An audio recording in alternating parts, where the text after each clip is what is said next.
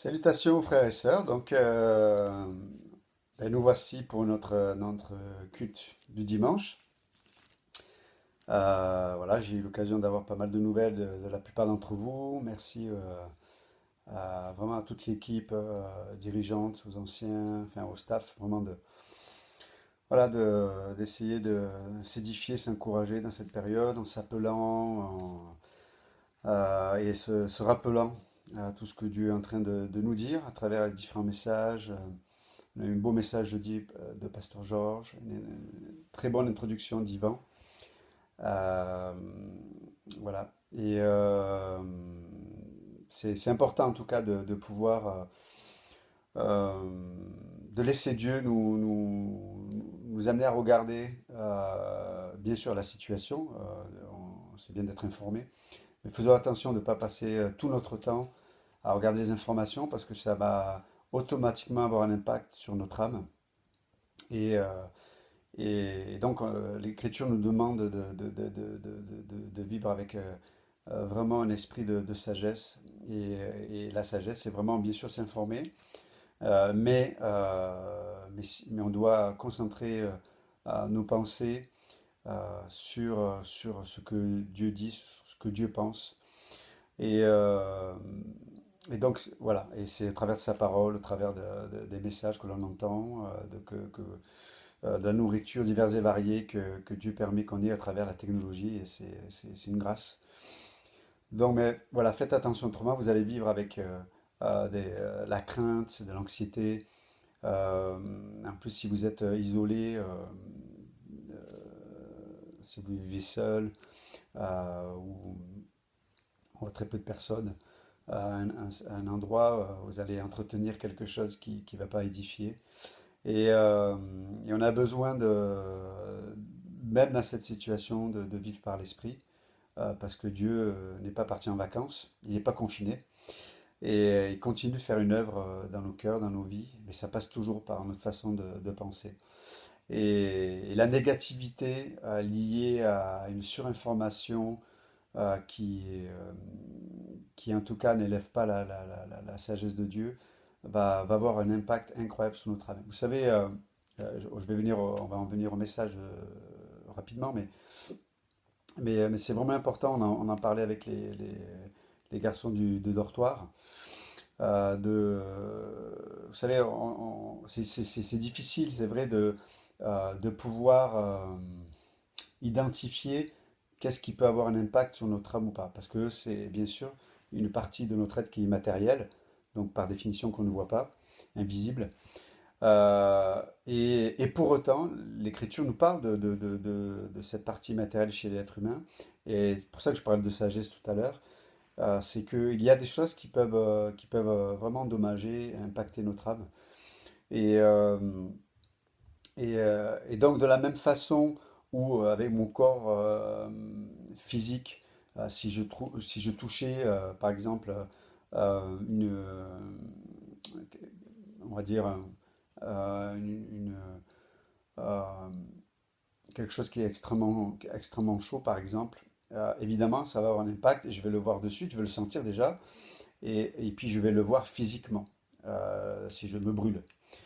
Euh, le piège concernant l'âme, c'est que, on ne sent pas forcément dans l'instant T euh, le dommage que ça peut faire dans notre âme, mais pourtant ça a un effet sur notre âme, parce que bien que ce soit immatériel et invisible, l'âme est quand même une partie qui existe, qui est là. Et donc il y a des décisions, des choses que l'on entend, des choses que l'on, des relations qu'on pourrait avoir, en tout cas quelque chose qu'on pourrait entretenir dans nos cœurs, dans nos pensées, qui peuvent vraiment dommager notre âme.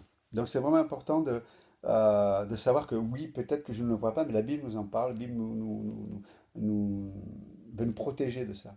Et vraiment d'entretenir notre âme évidemment, en acceptant de mélanger la foi à ce que l'on entend de la parole de Dieu, afin que le Saint-Esprit puisse interagir avec notre esprit et afin que notre âme, pour le coup, soit bien entretenue. Et, et, euh, et pour le coup, du coup, que cette dernière ne soit pas blessée, handicapée, etc., etc. Parce qu'autrement, et là on peut, pour le coup, on peut le voir vraiment de façon euh, matérialisée par des comportements, mais on peut voir vraiment lorsqu'une âme est blessée, endommagée. Donc, on a besoin de vraiment s'informer, oui, de la situation, mais s'entretenir par les pensées de Dieu. Et donc, je parlais de ça parce que, voilà, c'est l'occasion vraiment quand on s'appelle, quand on se contacte, bien sûr, encore une fois, on peut parler de plein de choses, mais vraiment de s'édifier, de s'encourager au travers de la parole de Dieu. Et c'est vraiment une clé importante dans la situation. Euh, on va continuer notre étude du livre de la Genèse. Et si vous le permettez, on va lire le chapitre 13. Et on va commencer au verset 5. Donc, Lot, qui voyageait avec Abraham, avait aussi des brebis, des bœufs et des tentes. Et la contrée était insuffisante pour qu'ils demeurent ensemble, car leurs biens étaient si considérables qu'ils ne pouvaient demeurer ensemble. Il y eut querelle entre les bergers des troupeaux d'Abraham et les bergers des troupeaux de Lot. Les Cananéens et les Phéréziens habitaient alors dans le pays.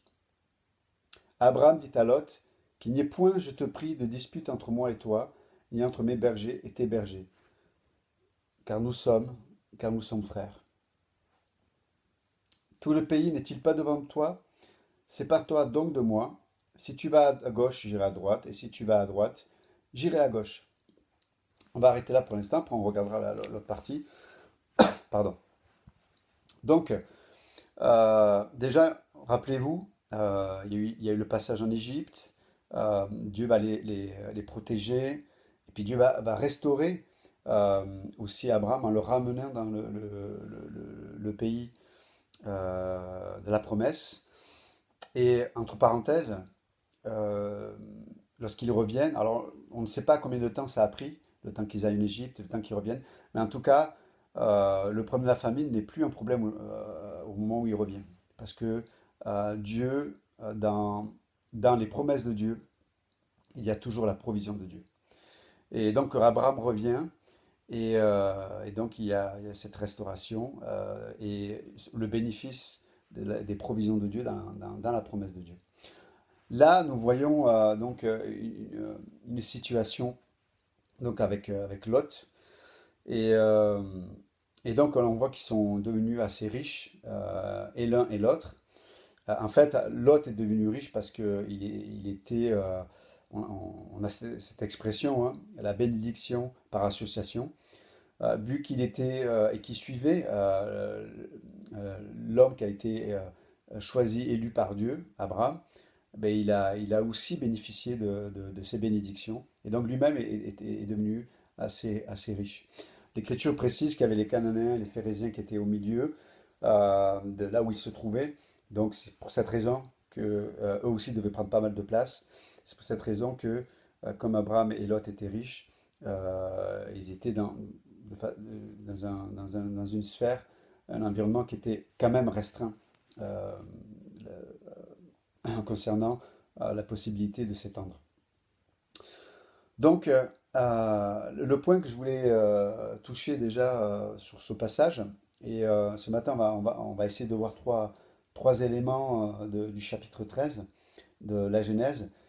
Le premier point, c'est l'importance, et là, Abraham, on voit le travail de Dieu qui a été accompli dans son cœur déjà, vous vous souvenez, on se le rappelait la semaine dernière, c'est qu'on apprend à connaître réellement Dieu, à connaître son cœur de façon générale, mais son cœur aussi pour nous. Et à mesure que nous connaissons son cœur, nous apprenons aussi à lui faire de plus en plus confiance. Et, et donc on voit qu'Abraham découvre un peu le cœur de Dieu, et ça lui donne une capacité, et ça c'est le premier point, dans les situations de conflit difficiles, ça lui donne une capacité à rechercher la paix. Donc ça, c'est le premier point du message ce matin, c'est de rechercher la paix. Dans Éphésiens chapitre 4, Paul nous rappelle que l'unité est extrêmement importante et le moyen de garder l'unité, c'est par le lien de la paix. le lien de la paix. Et, et on ne va pas se le cacher, bien évidemment que ce propos nous amène sur une pensée de belle vertu. Bien sûr, rechercher la paix, c'est quelque chose qui est magnifique lorsqu'on y pense.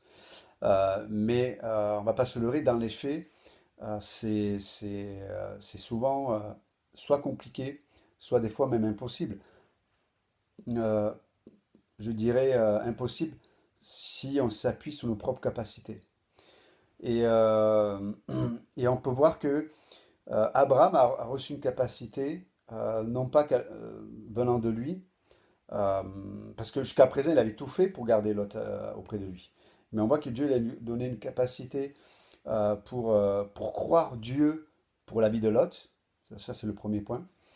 Parce que des fois, quand on ne croit pas Dieu pour la vie de quelqu'un, on pense que nous sommes indispensables ou nécessaires.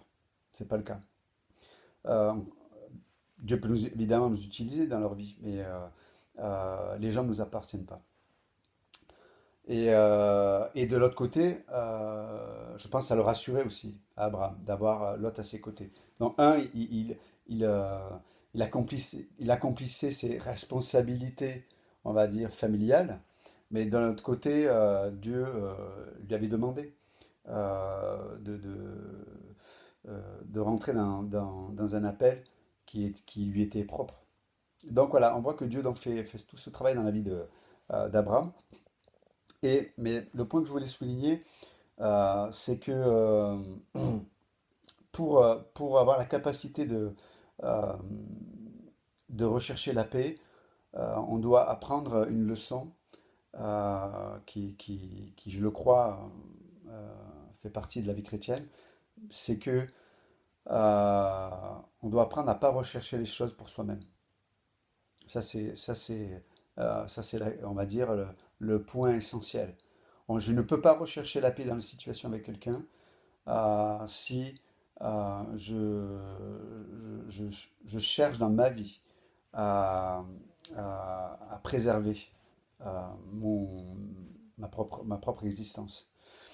Donc, donc on peut voir qu'Abraham, dans cette situation, il n'a pas cherché son propre intérêt, euh, mais parce qu'il avait reçu une capacité de la part de Dieu pour pouvoir agir comme il agit, parce qu'il est allé à l'encontre de l'ordre naturel. L'ordre naturel, c'est que c'est lui qui était le plus ancien, c'est lui qui était le chef de famille, c'était le patriarche, et normalement, il n'aurait pas dû avoir de négociations possibles dans la culture de l'époque. Mais on peut voir qu'Abraham, dans la situation, sort du champ de, de la culture. Et il voit la paix comme une vertu à manifester plus importante que juste le poids d'une culture. Et donc, comme je viens de le dire, il ne cherche rien, il ne cherche pas à se protéger lui-même, et il ne cherche pas son propre intérêt. Et bien sûr, on va dire, la définition de l'amour, 1 Corinthiens chapitre 13. Mais comme je le dis tout à l'heure, c'est le résultat d'un travail qui a été fait par Dieu. Et vous savez, euh, on a besoin de se trouver dans des situations où nos propres mains nos propres mains ne seront pas suffisantes ou capables de tenir la main de Dieu. Ce que je veux dire par là, c'est que on apprend sur le cœur de Dieu quand il n'y a pas d'ambiguïté, dans le sens que des fois on pourrait se dire, mais est-ce que le résultat de ce que j'ai l'impression de vivre avec Dieu ou des bénédictions qui m'entourent sont le résultat de mes capacités, de mes choix? Et c'est vrai en partie, et bien sûr que c'est vrai. D'un autre côté, euh, on pourrait se dire, mais est-ce que, du coup, est-ce que si je n'ai pas cette capacité ou cette force-là, qu'est-ce qui va se passer? Et donc des fois, c'est ambigu dans le sens où on ne sait pas si notre marche et nos capacités viennent de cet amour que l'on reçoit de Dieu ou de ce que l'on fait pour Dieu. Donc, il y a des moments où Dieu va nous apprendre son cœur, où Dieu va nous apprendre sa puissance, où Dieu va nous apprendre sa fidélité, où Dieu va nous apprendre ses compassions, où Dieu va nous apprendre sa bonté. Quand nous sommes arrivés à nos propres limites, lorsque nous sommes dans une position où on sait très bien que euh, on est à côté. Et là on voit la fidélité de Dieu, on voit la grâce de Dieu, on voit la miséricorde de Dieu qui agit et, euh, et, on, et on se trouve et on apprend à être de moins en moins ambigu là-dessus et de reconnaître que, comme dit le psalmiste, le psaume 8, mais qu'est-ce que l'homme pour que tu prennes soin de lui? Qu'est-ce que l'homme pour que tu t'intéresses à lui? Et, euh, et donc, on apprend du coup à la nécessité de rechercher la face de Dieu, la nécessité de rechercher les promesses de Dieu, la nécessité de dépendre de la vie de Dieu dans notre quotidien. Vous savez, je pensais une chose aussi, c'est, peut-être je m'éparpille un peu, hein, désolé, mais je profite parce que j'ai moins d'occasion de partager. Donc c'est mon côté, je, c'est une forme d'égoïsme, mais je sais que vous ferez grâce là-dessus. Mais j'espère. Vous avez vu d'ailleurs, j'ai mis un polo, hein, c'est mieux que le t-shirt, parce que je sais que certaines personnes ont été heurtées dans leur conscience. Non, je vous taquine, hein, évidemment. Mais, euh, mais je voulais dire que il y a des situations dans lesquelles on se trouve et qui peut-être sont des engagements, ça peut être le mariage, ça peut être un engagement au travail, ça peut être des amitiés, ça peut être voilà, des engagements dans le corps de Christ. Mais il peut y avoir un environnement euh, où les situations sont extrêmement difficiles et, comme je le disais récemment, où on peut se sentir un peu en prison. Je ne parle pas le mariage n'est pas une prison, évidemment, ni s'engager dans un ministère, ni quoi que ce soit, mais on peut vivre certaines situations, certaines relations comme des fois une prison euh, parce qu'il peut y avoir des incompréhensions, parce qu'il peut y avoir de la souffrance, parce qu'il peut y avoir des saisons où l'amour se manifeste de moins, ou lorsqu'on est engagé dans un ministère, peut-être, on vit pas peut-être de passion ou quelque chose d'intense avec Dieu, on a l'impression d'être dans une forme de routine, euh, euh, encore une fois aussi dans les relations, ça peut être dans le corps de Christ, ça peut être au travail, dans un mariage, etc. Il peut y avoir énormément de souffrance aussi. Mais vous savez, euh, il y a vous savez alors, bien sûr qu'on est, euh, on va se garder de pouvoir, on va dire, se comparer à Paul, évidemment, mais ben, quand Paul, dans l'Épître aux Corinthiens, dit, mais voilà, j'ai une écharpe dans ma chair et j'ai demandé à Dieu à 3 reprises de me libérer de cette écharpe. Et Dieu dit, non, ma grâce te suffit, car ma force s'accomplit dans ta faiblesse. Vous savez, il y a des choses qui peut-être ne changeront pas. Il ne faut pas se leurrer. Peut-être des gens ne changeront pas. Peut-être mon mari ne changera pas, ma femme ne changera pas, mon patron, mes collègues ne changeront pas. Et euh, ou dans un ministère, des choses ne changeront pas, à tort ou à raison, peu importe, hein. Et la question, c'est peut-être que Dieu dit, mais peut-être cette situation devient une écharpe dans ta chair, mais et là, tu as 2 options. Soit tu vas chercher tous les moyens possibles pour arrêter de souffrir, soit euh, c'est dans la sphère de la volonté de Dieu, soit tu vas apprendre à recevoir la grâce de Dieu dans la situation. Et cette situation qui va être une écharpe dans ta chair va peut-être, et permise par Dieu pour te garder dans l'humilité, pour te garder dans la dépendance vis-à-vis de Dieu. Et, euh, et je sais que c'est pas évident. Je sais qu'aujourd'hui, on est une société où les engagements sont pas respectés. L'Écriture nous enseigne, peut-être un jour on aura l'occasion de faire un enseignement là-dessus, mais dans la Bible, les vœux sont quelque chose d'extrêmement important aux yeux de Dieu. L'Écriture nous met en garde de ne pas faire des vœux qu'on ne garderait pas. Mais, euh, mais donc voilà, c'est important de comprendre que peut-être il y a des choses dans nos vies qui sont une écharde et on essaie par tous les moyens de changer les choses. Et pourquoi pas? Pour autant qu'on ne fuit pas. Mais, mais en fait, peut-être elles sont une écharpe pour nous garder humbles et nous amener à chercher Dieu en fait pour tous les détails de notre existence. Et on devient de moins en moins superficiel et on réalise à quel point la vie de Dieu nous est euh, n'est plus une option. Et vous savez, ça c'est vraiment une grâce. Lorsque la vie de Dieu, rechercher la face de Dieu, n'est plus une option, mais est une question chaque jour. Euh, je vais utiliser une expression qui est un peu forte, mais qui est une question de vie ou de mort, mais littéralement. Et je vous assure qu'il y aurait peut-être... pour ça que la Bible nous enseigne, je l'ai déjà dit il y a quelque temps, mais nous parle énormément de persévérance, nous parle énormément de perspective. On est assis dans les lieux célestes. Donc Dieu nous dit, mais ok, peut-être tu souffres. Et je sais qu'encore une fois, une société où on accepte, la souffrance est inacceptable, mais peut-être qu'elle elle est indispensable pour pouvoir s'attacher aux réalités qui sont supérieures.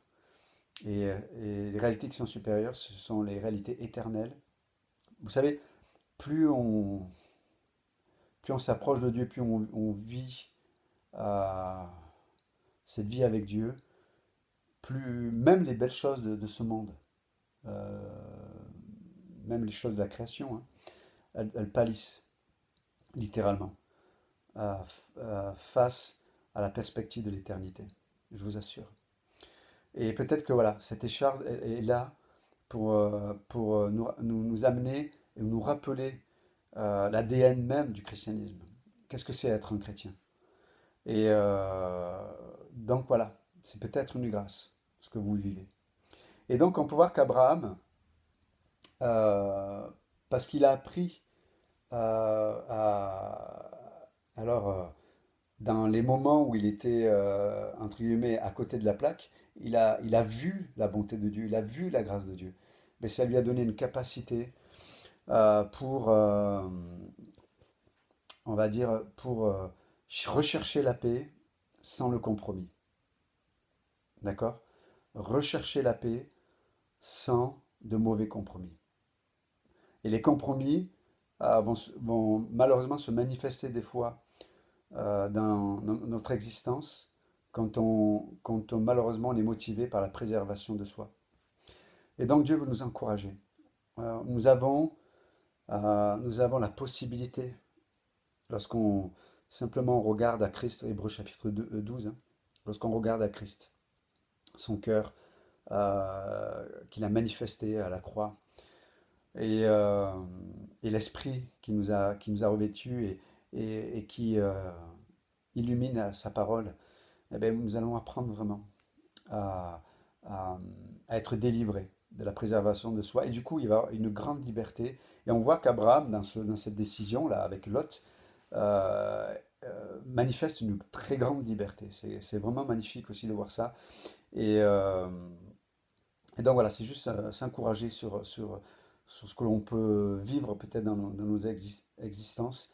C'est que parce que Dieu nous a franchis de plus en plus de la préservation de soi, et nous allons vivre dans une liberté qui nous garde du compromis. Et du coup, on va être des hommes et des femmes de paix. Rechercher la paix. Et lorsqu'on recherche la paix, il y a l'unité qui va se manifester. Et lorsqu'il y a l'unité, Dieu déverse sa bénédiction. Donc ça, c'est le premier point que je voulais toucher ce matin au travers de ce texte de Genèse chapitre 12 et au travers de l'exemple d'Abraham dans ce passage. Et si vous le permettez, on va continuer et voir le second point. Et donc, verset 10. Et là, par contre, on voit que Lot, bien qu'il ait eu des bénédictions par association, malheureusement, Lot n'a pas eu le même regard vis-à-vis de Dieu. Parce que aussi, il n'était pas au front, en tout cas en première ligne, parce qu'il n'était pas lui-même le responsable. C'est Abraham qui était responsable des décisions pour la famille. Et des fois, quand on n'est pas responsable d'un certain domaine de notre existence, on a du mal à comprendre ce que peut-être des leaders ou des responsables peuvent vivre. Et, euh, et notre besoin de Dieu est peut-être pas le même. Et c'est la faute de personne, hein, on ne cherche pas des... Mais en tout cas, c'est bien des fois d'apprendre très tôt être responsable, parce que ça nous permet de dépendre de Dieu pour prendre de bonnes décisions, mais et même au milieu de nos mauvaises décisions, de rencontrer le cœur de Dieu. Et c'est pour ça que je disais tout à l'heure, on est dans une société qui malheureusement nous cache, je parle pour les chrétiens, nous cache le cœur de Dieu parce qu'on se déresponsabilise très facilement. Euh, Vous savez, on fait le jeu de la patate chaude. Et du coup, on n'a pas l'occasion de faire face à nos réussites ou nos échecs. Et du coup, on ne se trouve pas dans une position où on peut rencontrer le cœur de Dieu dans l'existence. Donc, dans le verset 10, il est dit que Lot leva les yeux et vit toute la plaine du Jourdain qui était entièrement arrosée. Avant que l'Éternel ait détruit Sodome et Gomorrhe, c'était jusqu'à Tsoar, comme un jardin de l'Éternel, comme le pays d'Égypte. Vous voyez, malheureusement, ce que Lot a vu en Égypte, parce que c'est là où Abraham et du coup Lot aussi ont expérimenté une forme de richesse, l'Égypte était restée dans le cœur de Lot. Et lorsqu'il leva les yeux, au verset 10, hein, il rechercha ce qui correspondait au plus proche à ce qu'il avait vu en Égypte. Et c'est ce qui va déterminer euh, sa décision. Et n'oubliez pas, l'Égypte, ça parle évidemment, c'est une analogie hein, du monde, pas simplement dans son mauvais côté qui serait contre Dieu, mais dans son côté aussi juste pragmatique. Le monde s'est organisé pour pourvoir à la vie de l'être humain sans Dieu. Donc il y a évidemment une sagesse, il y a une intelligence, il y a des propositions, des capacités à pourvoir qui sont logiques, qui sont pragmatiques, etc. Mais peut-être qui ne correspondent pas à la sagesse de Dieu, en tout cas à cette dépendance vis-à-vis de Dieu. Et donc Lot, malheureusement, lui, il n'en est pas là. Et donc donc verset 11, Lot choisit pour lui. C'est intéressant quand même. Lot choisit pour lui. Donc on peut voir que Lot ne recherchait pas forcément la paix. C'est Abraham qui a initié ça et qui a dit à Lot, tu peux choisir ce que tu veux. Donc on peut voir que Lot était encore extrêmement centré sur lui-même. Et donc Lot choisit pour lui toute la plaine du Jourdain et il s'avança vers l'Orient. C'est ainsi qu'ils se séparèrent l'un de l'autre. Abraham habita dans le pays de Canaan et Lot habita dans les villes de la plaine et dressa ses tentes jusqu'à Sodome. Regarde le petit commentaire de l'Écriture, verset 13. Les gens de Sodome étaient méchants et de grands pécheurs contre l'Éternel. Apparemment, c'était connu à l'époque. Mais ça n'a pas dérangé Lot. Il s'est dit, mais moi, je ne vais pas dans Sodome et Gomorrhe, je vais juste mettre mes tentes en dehors de la ville et profiter de l'environnement. Mais mes amis, vous allez le voir très tôt dans le chapitre 14, hein, c'est que Lot a fait ses tentes à côté de Sodome et Gomorrhe, mais ça a été très court avant que ce dernier, enfin, le temps a été très court avant que ce dernier habite même dans Sodome et Gomorrhe. Et ça nous rappelle que un proverbe de l'Écriture qui dit les mauvaises compagnies corrompent les bonnes mœurs. Et là encore une fois, il y a un enseignement incroyable, c'est que on ne peut pas. Et là, ça, dans cette période de confinement, bien sûr que peut-être on n'a pas l'occasion d'être en contact avec des mauvaises compagnies, bien que avec la technologie, on peut passer des heures au téléphone avec des personnes peut-être qui pensent comme l'Égypte ou comme Sodome et Gomorrhe. Ils étaient méchants contre Dieu, on va dire, hein.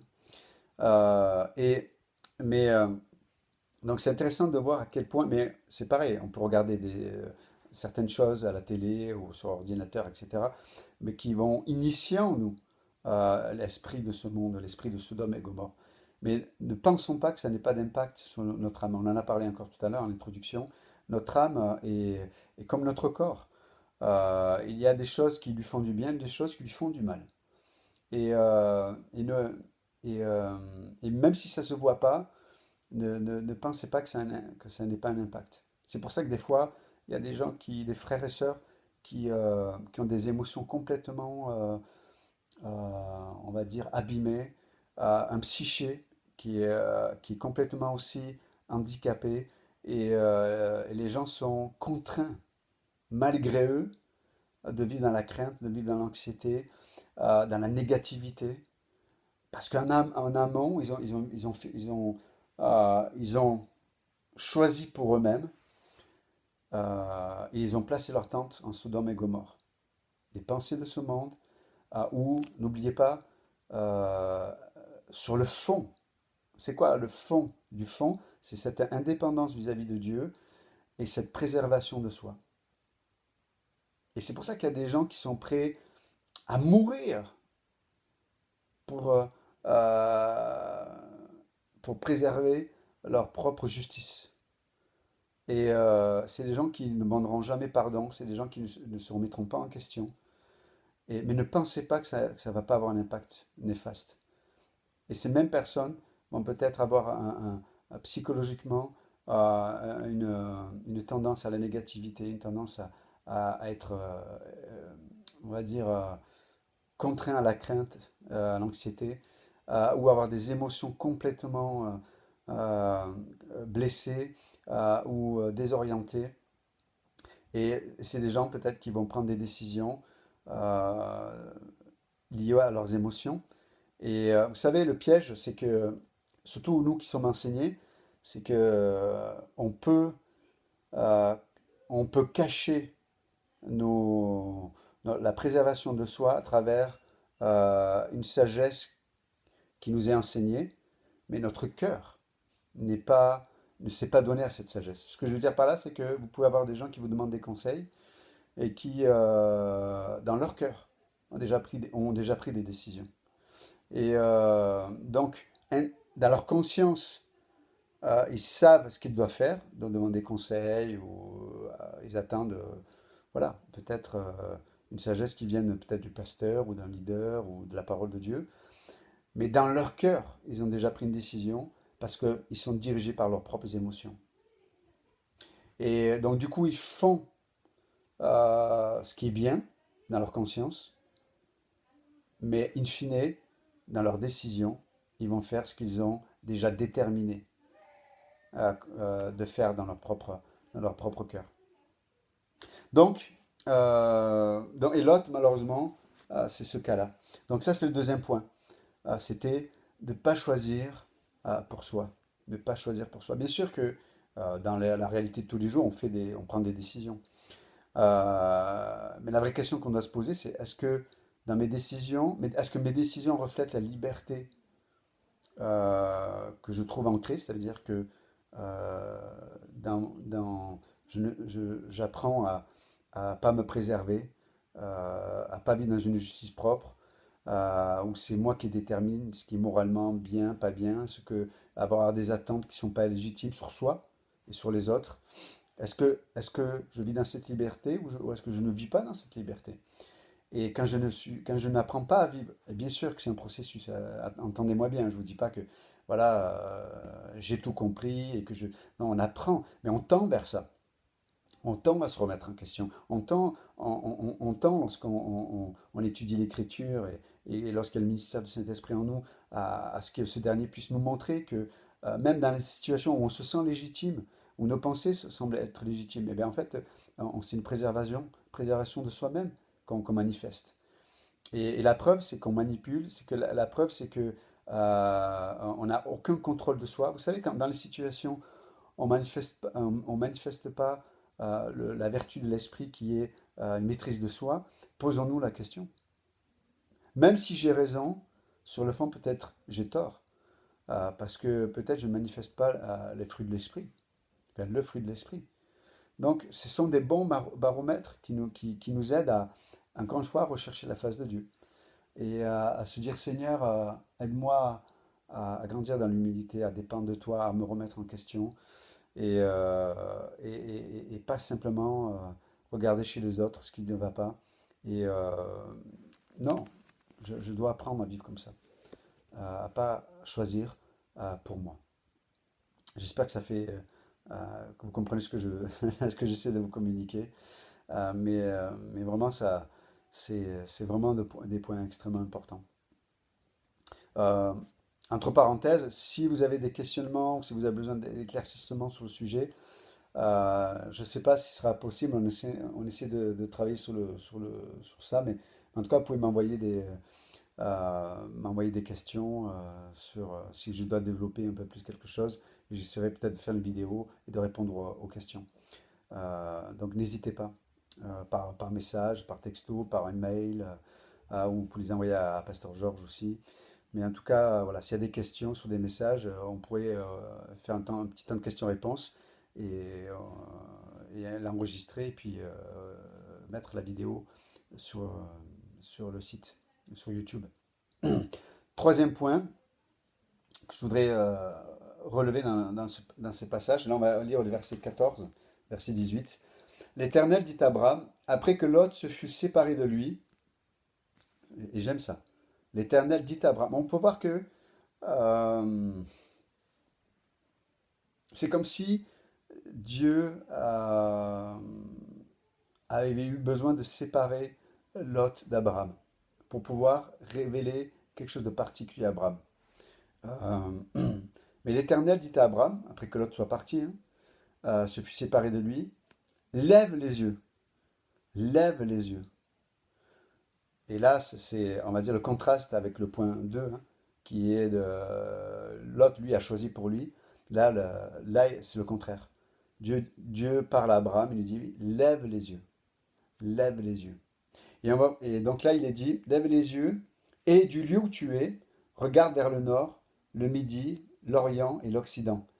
Car tout le pays que tu vois, je le donnerai à toi et à ta postérité pour toujours. Waouh!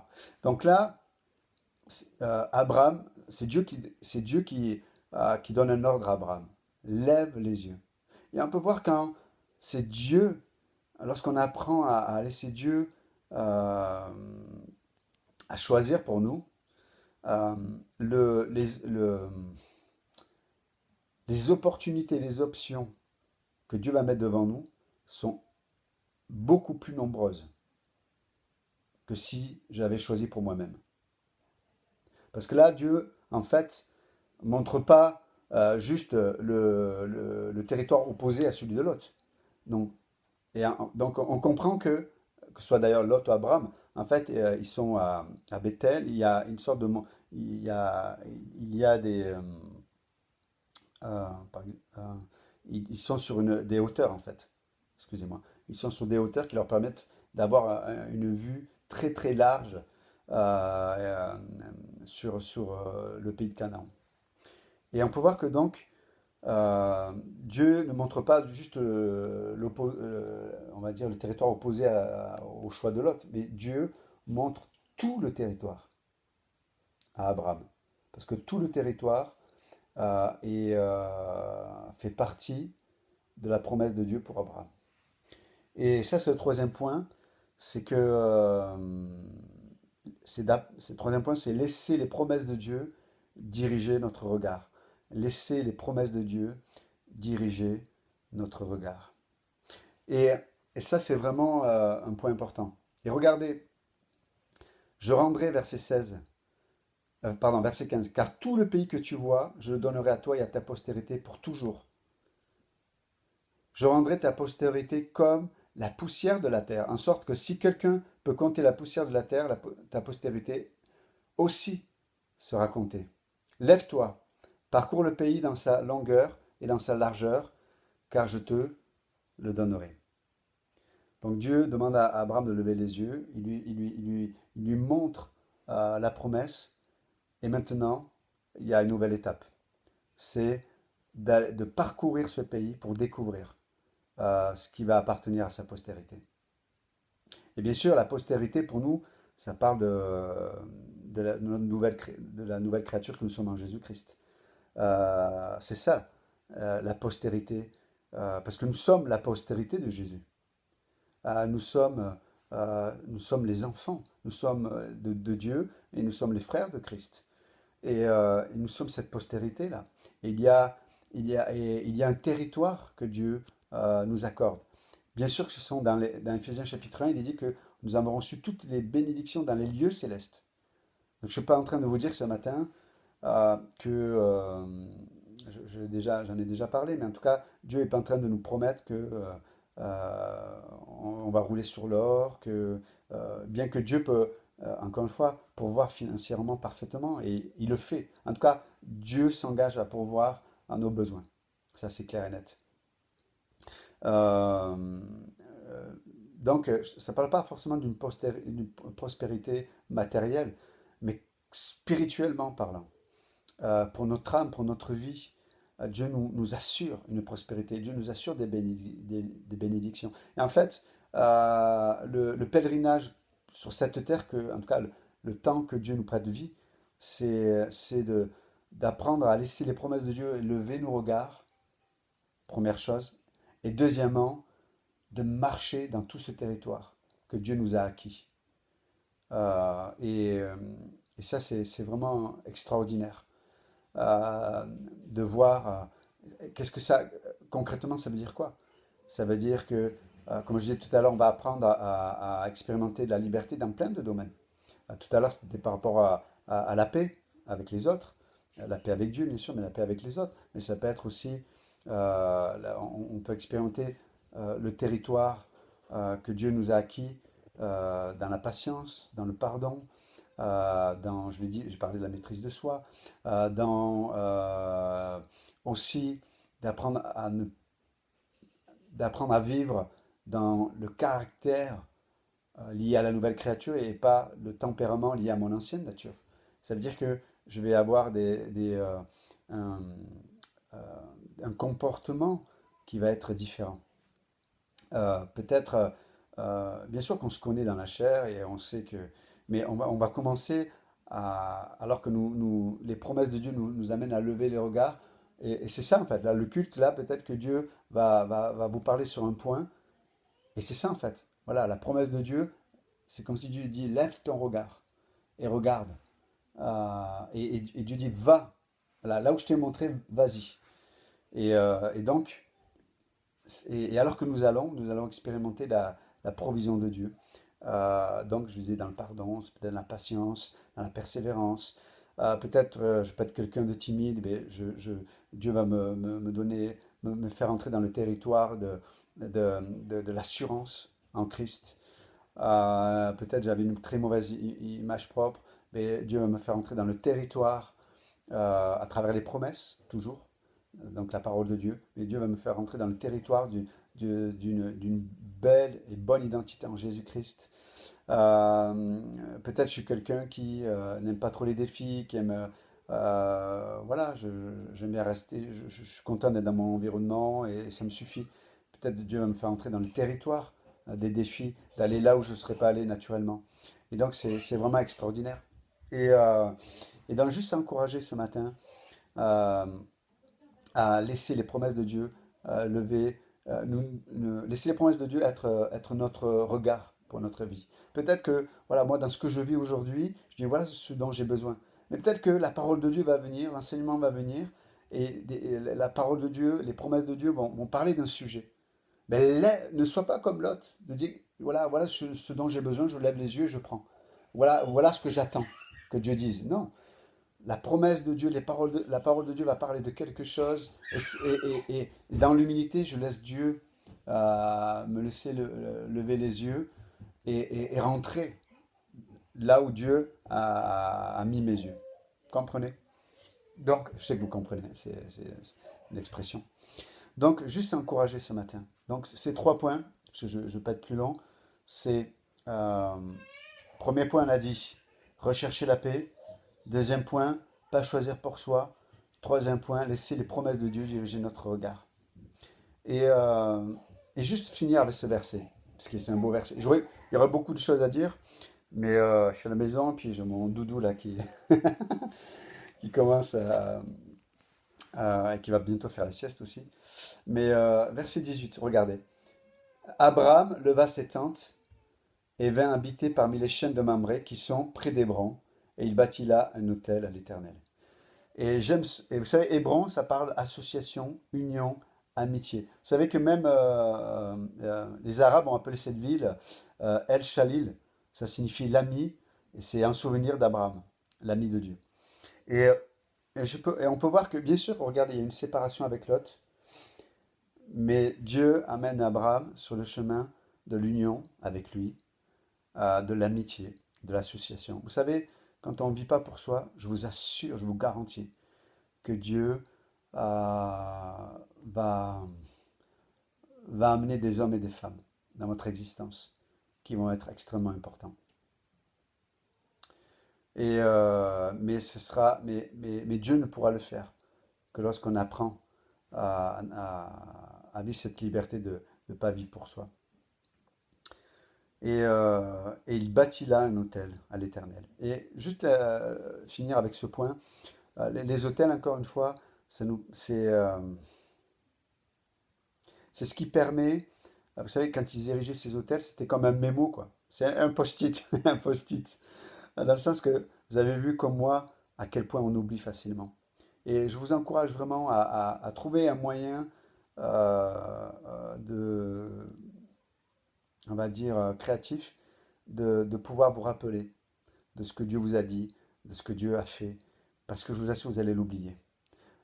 Peut-être hein, dans votre tête, vous allez vous en souvenir d'une certaine façon, mais peut-être émotionnellement, vous allez interpréter ce que Dieu a pu faire hier et vous allez peut-être raisonner. Et du coup, ce que Dieu a fait va devenir quelque chose de lointain et va devenir quelque chose qui n'est pas de l'ordre du surnaturel, mais de l'ordre juste du naturel. Non, établissons des hôtels dans notre vie. Trouvons des mémos spirituels. Peut-être écrire sur vos carnets, voilà, voilà ce que Dieu a fait à ce moment-là, voilà ce que Dieu m'a dit, et notez-le. Trouvez un moyen en tout cas de pouvoir établir des hôtels. Parce que mes amis, dans les moments de besoin, ce sont ces mémos-là spirituels qui vont vous aider à retrouver votre premier amour. Donc je vous encourage réellement à marquer les interventions de Dieu. Voilà, que Dieu vous bénisse. J'espère que ce message va vous édifier, vous encourager. Et voilà, vous êtes dans mes prières. Et encore une fois, si je ne vous ai pas encore appelé, c'est juste une question de temps. Vous vous contactez par SMS. Et vraiment, je languis de pouvoir vous parler et avoir communion avec vous. Euh, Merci à vous et que Dieu vous bénisse.